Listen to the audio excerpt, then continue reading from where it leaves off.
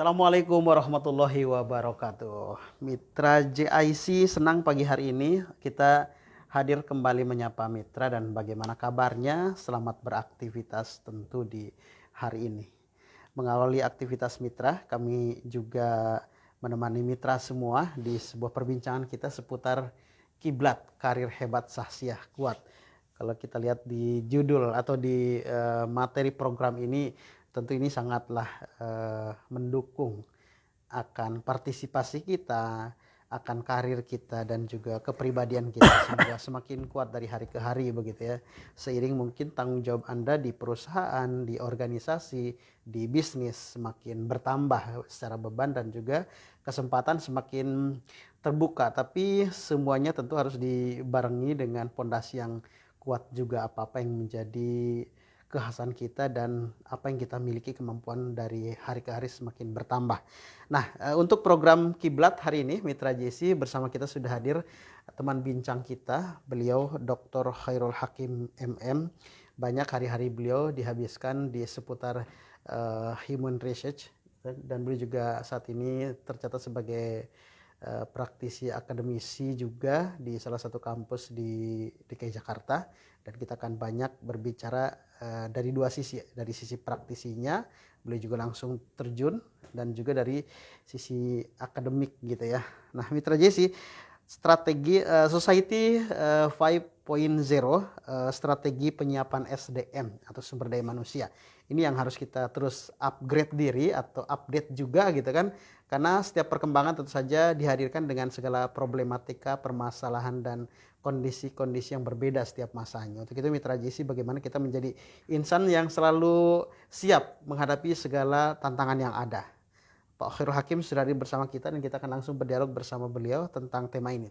Tapi sebelumnya Andi Umar akan sampaikan dulu untuk Mitra JIC bisa bergabung di siaran kita hari ini di live Facebook Radio JIC, dan juga bisa Anda ikuti di channel YouTube kami di JIC TV. Untuk itu bantu kami untuk like, share, komen, dan subscribe agar kemanfaatan dari program-program yang kami hadirkan semakin meluas tentunya.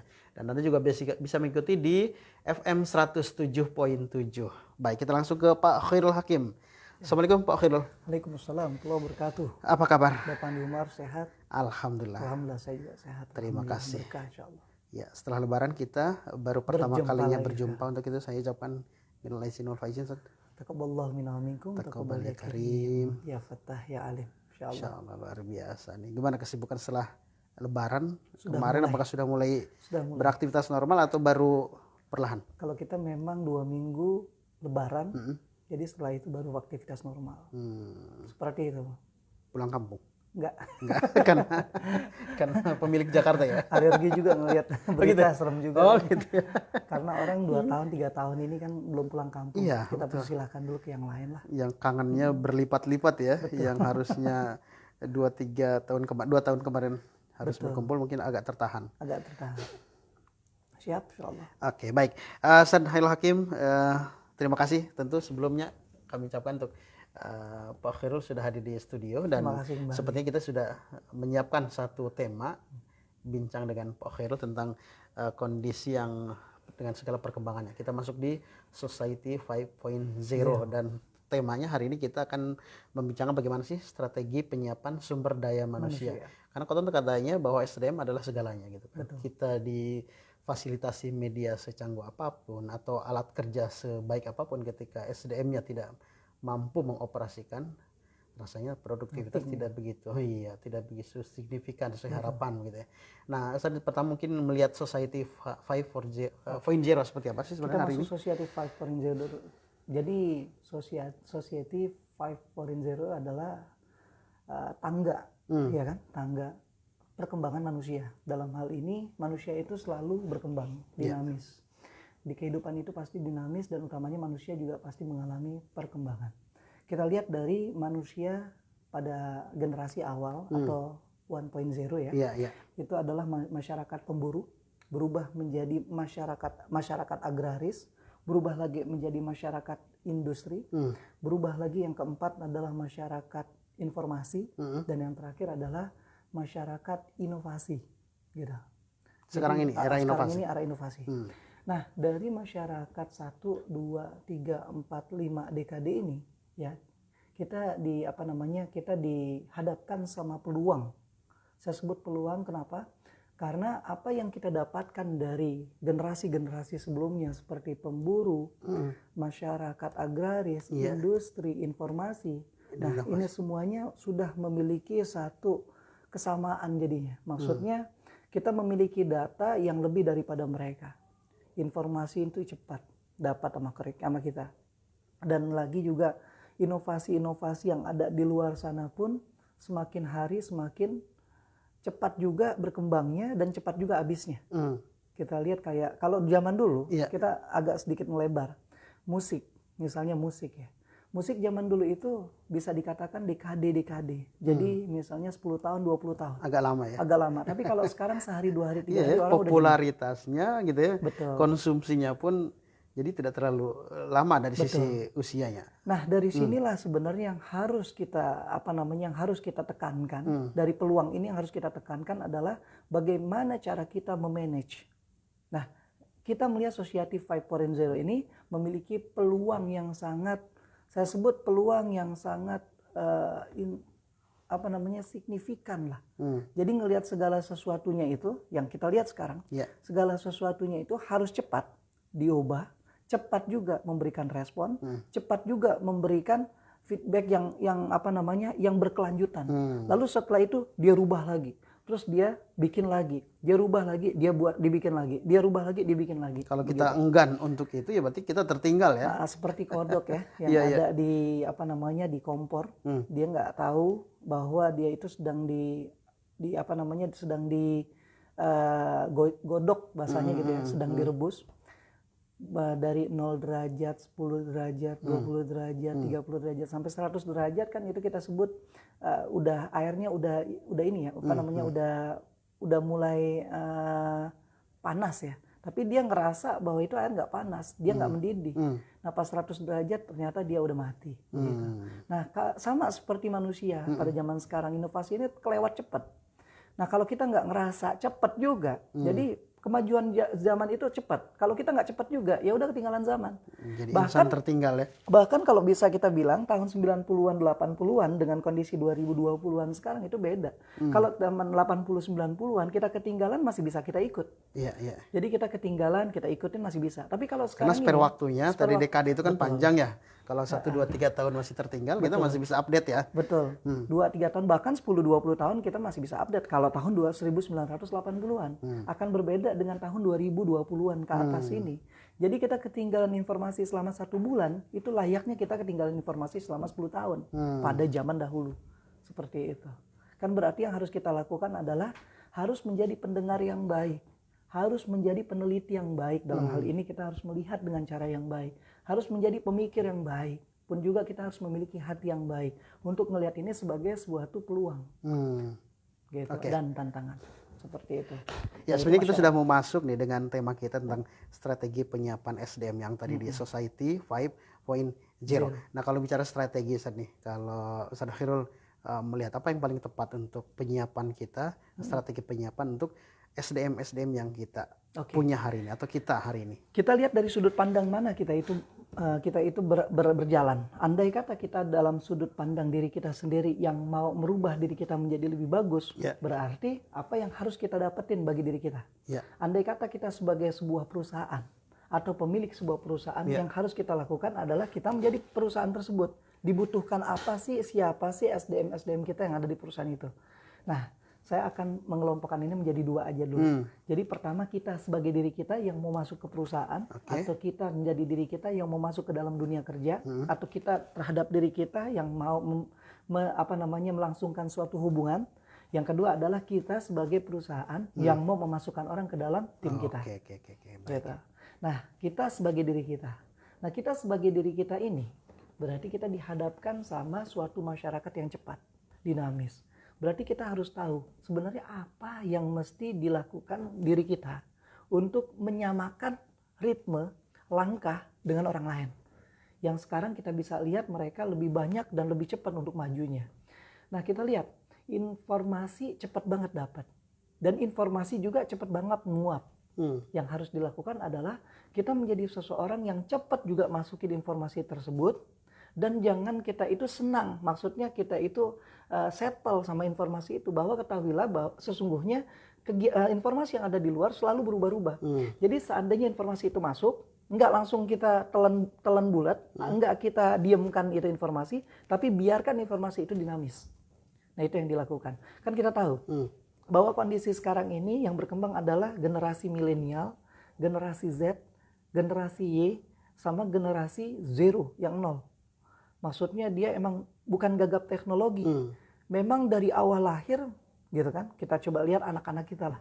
Dari awal lahir itu mereka pasti mau nggak mau udah berkenalan duluan sama handphone bila dibandingkan kita. Minimal game-gamenya yang ada di handphone, YouTube-nya, informasi-informasi yang ada di handphone. Akan berbeda sama kita. Kita baru kenal YouTube, kenal handphone tuh saat umur 20-30-an. Tapi mereka, saat mereka masuk dunia ini, gitu, mereka sudah dikenalkan handphone sejak dini, dan itu udah menjadi hal barang yang lumrah, itu juga menjadi teman mereka, gitu. Ada yang mengatakan bahwa kalau misalnya kita nikmatin handphone itu umur 10 tahun. Tapi kita juga nggak bisa nyangkal. Kalau misalnya teman-teman mainnya mereka itu, ya pasti megang handphone. Kalau misalnya nggak megang handphone, mereka akan jadi kuper, gaptek. Jadi bingung kan? Di sini ada dua sisi mata uang yang berbeda. Di satu sisi kita ngelihat bahwa ini merupakan suatu ancaman. Di satu sisi lain, andai kata mereka tidak kenal sama handphone, tidak senang sama handphone, tidak cekatan sama informasi, mereka akan menjadi orang yang gaptek. Mereka akan jadi orang yang kalau dibilang ketinggalan zaman. Nah, itu kita harus memanage hal tersebut sehingga kegiatan yang mereka lakukan itu bisa sesuai dengan koridor yang kita sebut etis, gitu ya. Koridor yang etis. Nah, seperti itu. Nah, apa yang harus kita lakukan sebagai diri kita yang sekarang mengalami, yang harus dilakukan adalah kita harus punya sifat menjadi manusia pembelajar. Itu hak mutlak. Jadi belajar dari sejak lahir sampai kita meninggal dunia. Itu kita harus punya yang namanya sifat itu di dalam diri. Orang banyak di luar sana apabila dia menerima kegagalan jatuh. Kegagalan itu cuma episode. Yang nanti itu akan ada episode kesuksesan. Kalau kita ada gagal jatuh, yang benar itu adalah saat dia jatuh dia bangkit lagi. Tapi kalau dia gagal jatuh, terus habis itu nggak bangkit, dia pecundang. Dia berhasil, dia belum dikatakan sebagai pemain. Dia berhasil tapi dia saat gagal bagaimana? Jangan dia berhasil terus dia gagal terus jatuh, selesai tamat begitu aja. Nah, jadi yang harus dilakukan adalah menjadi manusia pembelajar di dalam hatinya. Bersyukur sebenarnya kalau kita sudah mendapatkan sebuah kegagalannya. Ada disitulah pembelajaran semakin terasa ya. Betul. Dan ketika suksesnya pun, ketika sudah mengalami sebuah kegagalan, akan berbeda memaknainya ketika kita sukses sekalinya tapi tidak pernah gagal. Ketika sekalinya gagal, kalau tadi Ustaz Heru bilang, kita tidak bisa kembali bangkit gitu. Belum terukur gitu ya. Belum terukur. Jadi pemain sejati adalah pemain yang gagal tapi lihat saat dia gagal itu kemana. Pemain sejati bukan orang yang selalu berhasil. Bukan orang tanpa gagal ya. Tanpa gagal. Seandainya dia gagal, dia bagaimana nih responnya? Andai kata responnya itu semakin naik, maksudnya dia semakin terpacu lagi untuk mendapatkan keberhasilan, pemain dia. Sudah terlihat calon pemenang ya. Seperti itu. Gitu ya. Jadi yang pertama, kita harus menjadi seorang pembelajar. Gitu ya. Termasuk dalam posisi atau episode gagal sekalipun, kita harus bagaimana kembali bergerak gitu ya. Bergerak dan berupaya untuk menjadi pemenang gitu ya. Semakin banyak kelipatan kita gagal, sesungguhnya kita sudah siap akan menuju diri sebagai pemenang. Selain kita menjadi seorang pembelajar, strategi lain sebagai sebuah penyiapan. Setelah itu kita lihat juga apa sih tren-tren dunia kerja atau kita sebut juga tren-tren sosial yang sekarang itu lagi booming banget pada zaman sekarang. Kita sebut aja misalnya ada web developer, ada juga misalnya application developer, terus SEO, ada content creator, ada juga sosmed manajemen. Nah, dari situ kita bisa lihat 5 hal ini menjadi salah satu makanan atau produk utama pada kondisi society 5.0. Nah, saat kita bisa melihat tren ini, maka yang harus kita lakukan sebagai manusia pembelajar adalah kita memiliki mayor atau kita memiliki minat dan bakat. Contoh misalnya guru, sebagai seorang guru. Tambahkan minor kita. Nah, kita harus kenalin dulu apa pengertian mayor, apa pengertian minor. Mayor itu adalah segala sesuatu yang kita lakukan dalam satu hari penuh. Anggap kita 24 jam, dikurangin 12 jam istirahat. Anggap aja tinggal 10 jam lah, gampangnya begitu ya. Dari 10 jam waktu, mayor itu adalah 8 jam. Jadi kita berkutit sama kegiatan itu 8 jam, dan minor 2 jam. Nah, kalau kita bisa melihat tadi, ada pekerjaan web developer, application developer, CEO, dan lain sebagainya. Nah, yang harus kita lakukan adalah kita harus punya minor minimal dari 5 project itu, 5 pekerjaan itu, satu aja untuk kita coba maksimalkan selama 2 jam per hari. Andai kata kita bisa lakukan itu, kita bisa menjadi orang yang responsif, respon kita tuh cepat terhadap perubahan zaman. Jadi setelah menjadi manusia pembelajar, kita sudah menganalisis diri kita mayornya seperti apa, kita juga harus bisa menganalisis minor kita seperti apa. Jadi dari 5 titik itu, kita pinternya di mana? Kecenderungan kita yang mana nih dari 5 tadi model yang sudah disampaikan? Gitu. Apa kita menjadi content creator, apa kita menjadi sosmed spesialis, atau sosmed manajemen, atau web developer, atau application developer. Nah, kita harus bisa tahu nih diri kita adanya di mana. Atau mungkin ada poin lain selain di angka itu, di poin-poin yang tadi bisa banyak hal terkait digitalisme. Ya, semua karena itu yang society 5.0. Nah, andai kata kita udah bisa melihat diri kita itu kecenderungannya di mana, 2 jam itu merupakan tolak ukur kita akan menghadapi dunia luar secara respon atau enggak. 2 jam dalam sehari. 2 jam dalam sehari. Dan itu kecenderungan kita harus semuanya dipadatkan waktu kita untuk fokus mempelajari kecenderungan kita salah satu. Karena kondisi kita nggak seperti orang di luar. Kalau orang di luar mungkin mereka bisa mengeluarkan uangnya untuk mempekerjakan 5 orang tadi, 5 pekerjaan tadi sama orang sektor tadi. Karena berhubung kondisi kita itu tidak seperti itu, dan kita nggak ngedapetin resume dari apa tindak kejadian yang ada sekarang, ya mau nggak mau kita harus nyemplung. Saya sebut seperti itu. Tapi kalau kita punya duit banyak, ya udah kita sewa mereka. Tapi walaupun kita punya uang banyak, terus habis itu kita sewa pekerjaan itu 5 orang untuk mempekerjakan itu, menurut saya juga hal mubazir. Jadi kita tetap punya basicnya kita ya masih belum paham terhadap perubahan zaman ini. Iya, bisa jadi apa yang dikerjakan oleh tim kita sendiri cengok sebenarnya karena tidak paham apa yang akan dihasilkan. Jadi menurut saya wajib lah kita punya anggaran atau tidak gitu kan. Kita harus masuk punya tim itu. Atau belum gitu kan. Tapi kita harus pendalamannya harus lebih matang. Betul. Contoh misalnya, ada orang yang pintar dalam segala hal. Kita sebut aja dia udah doktor, dia udah profesor. Dia hebat dalam misalnya bidang SDM lah, misalnya kayak gitu. Tapi dia nggak pintar bagaimana memanage dirinya untuk kelihatan di orang. Sama aja kita bisa ngelihat, ini profesor, ini doktor gaib. Nggak tahu kita tuh orang mana kan. Jadi dia harus launching dirinya. Bikin brand image dirinya, nge-branding dirinya. Nah, saat dia udah bisa masuk ke 5 yang tadi saya sebutkan, orang akan mengenal dia. Dan dia nggak mati. Ya kan? Apa bedanya goib sama mati? Sama. Dan dia nggak mati, dia nggak goib. Nah, saat lebih mudah untuk diajak kolaborasi oleh orang ya, atau perusahaan atau lembaga lain, jadi atau komunitas sekalipun. Betul. Dan jadi saya bisa mengatakan 5 pekerjaan tadi mesti dia kuasain 1 aja juga. Gitu. Nah, jadi yang tadi saya sebutkan, misalnya kita maaf dalam hal ini, kita anggap yang sekarang lagi trending deh, Cristiano Ronaldo misalnya, Lionel Messi atau Mbappe kan. Nah, mereka ini, fokus mereka olahraga. Selama dari 10 jam itu mereka 8 jam.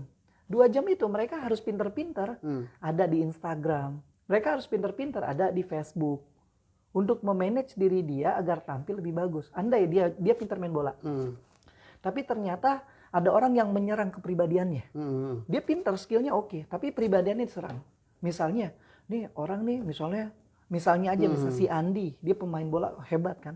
Terus diserang kepribadiannya di media sosial, jatuh nggak? Nah, saat dia jatuh dia nggak bisa counter. Nah, yang terjadi apa? Akan merusak juga skillnya dia waktu lagi di lapang. Itu fitnah. Betul. Itu gibah, bingung kan? Tapi kalau dia bisa mengcounter, rapi. Nah, itu menurut saya. Dan waktu lagi kita mengkantor tersebut ternyata nggak ada orang yang menjelek-jelekan kita di media sosial juga bagus, gitu kan? Itu kan menjadi skill kita bagus. iya, gitu kita kan. skill kita bagus, kita bisa menjadi motivasi eksternal Iya, iya. yang bisa kita nikmati waktu kita bermain bola. Selain semakin terasa kemampuan diri, Betul. tapi juga jadi spirit bagi Bagi mereka dirinya yang di luar sendiri. saing dan buat dirinya Nah, sendiri. itulah yang harus dilakukan kita sebagai seseorang yang siap terjun di kondisi society 5.0, begitu. Iya, oke. Selain insan pembelajar, kita tadi fokuskan 2 jam untuk memilih salah satu kecenderungan kita. Kalau saya sebutnya sih, kalau yang tadi dimensinya ya. Dimensinya Jadi ya, betul, sebagai manusia pembelajar, dia harus juga belajar terhadap 5 pekerjaan yang lagi tren dalam kondisi sekarang. Nah, yang harus dilakukan itu.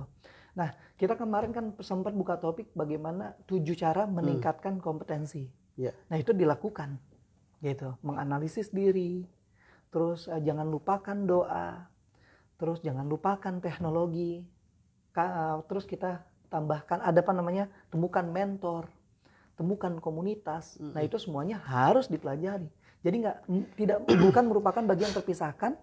Jadi kita punya apa namanya, perbincangan sekarang ini, yang perbincangan yang lalu harus dibuka juga. Iya, betul. Agar kita, bukan berarti yang dulu ditanggalkan, tapi ini karena sudah masuk di Society 5.0, berarti sudah include dengan apa yang sedang terjadi di lapangan hari ini. Tapi yang kemarin itu yang sempat kita bahas 7 itu juga jangan ditanggalkan. Nah, yang 7 itu merupakan dasar kita untuk menuju ke sini. Berarti yang 7 kemarin itu setelah kita masukin yang sekarang, tinggal ditambahkan bagaimana cara kita memiliki minor dari 5 pekerjaan lah gitu lah. 5 pekerjaan yang harus kita punya. Iya, betul. Skill itu. Mungkin bagi mitra yang saat itu belum simak 7 poin yang dimaksudkan oleh Pak Okhir itu apa saja, bisa dilihat di channel YouTube kita di Kiblat edisi yang sebelum-sebelumnya ya. Silakan mitra lihat dan kembali nanti disimak di siaran kita kelanjutnya hari ini tentang bagaimana strategi penyiapan SDM di Society 5.0. Nah, selain yang itu tadi yang tadi disampaikan, ada pembelajar dari 5 dimensi yang tadi juga harus dikuatkan. Poin apa lagi seharusnya yang harus kita songsong sebagai sebuah strategi penyiapan? Sebelum kita masuk ke poin ya, kita lihat kondisi kita selama 2 tahun ke belakang ini. Kita sama-sama berduka ya. Kita masuk ke apa namanya, kondisi pandemi global kan. Nah, itu menghancurkan semua sektor, utamanya seperti pariwisata, hospitality, pendidikan gitu kan. Nah, itu berat sekali langkah kita untuk kembali normal, ya kan. Tapi walaupun begitu, kita harus punya sifat optimis. Insya Allah semuanya ada hikmah, insya Allah semuanya ada maksud dari Allah Subhanahu Wa Taala terkait kondisi yang kemarin. Nah, saat kita masuk ke dalam kondisi sekarang seperti ini, kita juga nggak boleh kita memiliki idealis terlalu berlebihan. Contoh misalnya, gua nih harus punya kemampuan A, B, C, D, E, F gitu kan. Dan A, B, C, D, F itu gue packaging sedemikian rupa sehingga orang lain itu nggak peduli lah. Yang penting gue dapat keuntungan. Nah, dari sini kita bisa lihat bahwa di perusahaan-perusahaan itu mulai diterapkan, contohnya misal kayak gitu, diterapkan training by training. Jadi perusahaan A dia bikin training. Misalnya trainingnya kita sebut aja pelatihan menjadi staf HRD. Di sini pelatihan menjadi kalau tadi staf, sekarang middle-nya, misalnya supervisor HRD. Nah, nanti dia itu subsidi silang, gitu. Di sini fokus di staf, di sini fokus di supervisor. Nanti subsidi lagi, di sini fokus di supervisor, balik ke sini, nanti di sini fokus ke manajer. Atau juga bisa misalnya di sini mechanical electric, di sini misalnya juga gitu kan alat-alat berat, ditukar lagi. Nah, hal ini adalah salah satu simbol atau bukti bahwa kondisi yang kemarin itu mengharuskan kita itu mengurangi cost yang berlebihan. Iya, betul. Nah, saya katakan seperti ini bukan berarti kita agak kemana-mana atau melebar. Berarti kondisi yang sekarang kita dapati, ya kan, yang kita dapati ini harus kita manage sedemikian rupa dengan kondisi sebelumnya. Nah, kondisi-kondisi inilah yang mengharuskan kita lebih jeli lagi melihat segala sesuatunya yang terjadi pada dunia kita. Karenanya saya bisa mengatakan begini, HRD itu mati, diganti sama organisasi development. Kenapa? Karena cost sebagai seorang HRD itu besar. Tapi kalau kita bisa berubah diri menjadi organisasi development, jadi mengembangkan organisasi yang tadinya kita bayar 2 juta, 4 juta, 6 juta ke HRD, anggap aja kita settlein 10 juta ke HRD. Kalau kita menjadi OD, kita hanya membayar 2 juta untuk HRD. Yang 8 juta kita bisa fokusin ke organisasi development. Ya. Nah, organisasi development nanti fokusnya ke marketing, ke bidang-bidang yang lain. Nah, kondisi inilah yang harus kita punya. Karenanya saya bisa sebutkan yang tadi, setelah menjadi manusia pembelajar, yang kedua adalah kita jangan lupakan teknologi. Yang ketiga, kita harus bergaul sama komunitas. Nah, komunitasnya udah kayak gimana? Nah, kalau misalnya kita mau tahu yang 7 cara meningkatkan kompetensi kemarin, ya kita ulang-ulang dulu. Gitu kan? Nah, komunitas itu udah sampai mana sih? Jangan sampai nih komunitas udah ngobrolin A, kita masih fokus di Z. Jangan sampai mereka udah ngobrolin bagaimana cara mereka itu menempuh sesuatu kehidupan di bulan, kita masih fokus perang aja. Nah, yang harus kita lakukan adalah kita harus melihat peta. Iya, biar mengetahui kecenderungan apa yang sedang ya. Saya sebut begini, ini ada tren yang terjadi dalam kondisi sekarang. Tren, kalau digabung adalah memetika. Nah, memetika global ini modelnya seperti apa sih? Nah, bagi seseorang yang saya sebut dia memiliki pandangan atau visi yang jauh ke depan, dia harus paham, ini memetika udah sampai mana. Jadi contoh misalnya, kemarin kondisi pandemi, terus abis itu ada kondisi ini ada hubungan nggak sih sama global warming? Ini ada hubungan nggak sih dengan kondisi yang sekarang lagi terjadi? Manusia, banyaknya populasi manusia, terus ada peperangan. Sebenarnya maksud dari ini apa sih? Nah, kita harus punya yang namanya intuisi untuk melihat ke sana. Karenanya dalam 7 cara meningkatkan kompetensi ada satu dimensi yang saya sebutkan adalah jangan lupakan doa. Dalam hal ini yuk kita sama-sama pergi ke masjid. Dalam hal ini yuk kita sama-sama datang i'tikaf. Kita ngelihat tidak hanya mentafakkur kejadian alam tapi juga mentadabbur kejadian alam. Tidak cuma pakai otak, tapi juga pakai hati. Jadi intuisi itu akan muncul. Oh, kondisinya begini ternyata yang saya baca. Jangan sampai kita salah untuk ukur. Nah, yang terjadi yang udah-udah kita salah untuk ukur. Karenanya Nokia misalnya kayak gitu. Saya sebut zaman dulu ya. Nokia itu apa kesalahannya dia? Kesalahannya dia adalah dia tidak cepat-cepat melihat memetika ini.